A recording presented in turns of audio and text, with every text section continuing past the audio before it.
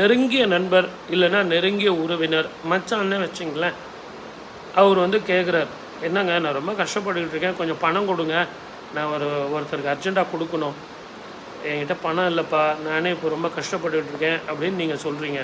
அவர் அடுத்தது உங்கள்கிட்ட ஒரு போடுறார், நீங்கள் கொஞ்சம் நகையாவது கொடுங்க, அந்த நகையை நான் வச்சுக்கிட்டு அடமானம் பண்ணிக்கிட்டு அதுக்கப்புறம் எனக்கு பணம் வந்தோடனே அதை எடுத்து கொடுத்துட்றேன் அப்படின்னா, தயவுசெய்து அதை என்கரேஜ் பண்ணாதீங்க.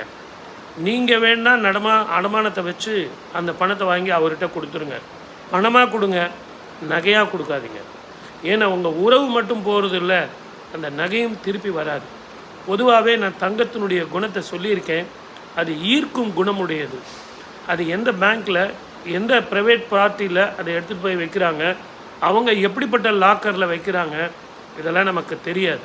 இதை எல்லாத்த விட உங்கள்கிட்ட வாங்குறவருடைய ஜாதகம் இப்போ எப்படி இருக்குது, கோச்சார ரீதியாக அவருடைய ஜாதகத்தில் லாபத்தை தரும் காலமா, அப்படி இல்லை அப்படின்னா நீங்கள் அவருக்கு நகையை கொடுக்கறதுனாலையும் அவருக்கு நீங்கள் அந்த நகையை கொடுக்கறதுனால அந்த கிரகத்தினுடைய தாக்கம் உங்களை பாதிக்கும். இப்போ 7.5 சனி இருந்துக்கிட்டு இருக்கு, அவருக்கு அந்த ட்ராப்பில் இருக்கார், அந்த ட்ராப்பில் நீங்கள் போய் மாட்டுவீங்க அப்படிங்கிறது தான் ஜோதிட ரீதியான பிரச்சனை. நீங்கள் அவருக்கு உண்மையிலேயே உதவி செய்யணும்னு இருந்தீங்கன்னா பணமாக கொடுத்துருங்க. அது கூட மனசில் நீங்கள் நினச்சிக்கிட்டே கொடுங்க, பரவாயில்ல, கொடுத்தாலும் பரவாயில்ல, கொடுக்காட்டாலும் பரவாயில்ல, இது ஒரு தானத்திலேயோ தர்மத்திலேயோ இருக்கட்டும். அதை எதிர்பார்த்து அதில் வட்டி எதிர்பார்த்து அவர் கஷ்டப்படுற அந்த நேரத்தில் வந்து அவரை இறுக்கி அந்த கஷ்டத்தை நீங்கள் உபயோகப்படுத்தி அதில் நீங்கள் பணம் சம்பாதிக்கணும்னு தயவு செஞ்சு நினைக்கவே நினைக்காது.